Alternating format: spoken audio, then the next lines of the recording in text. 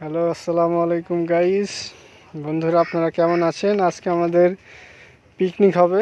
এই যে দুইটা হাঁস, চাইনা হাঁস খামার থেকে আমরা কিনে আনলাম। দুইটায় কত হবে আপনারা কমেন্টে জানাবেন। এখানে পিকনিক স্পট আমাদের। এটা আমার শ্রদ্ধেয় খালাতো ভাই মোহাম্মদ হেলাল।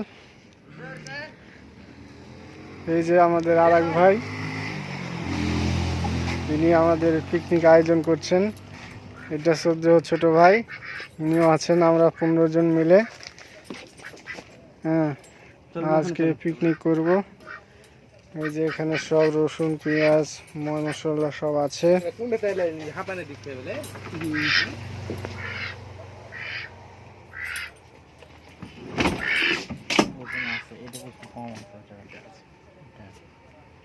আমাদের মশলাপাতি চলেন।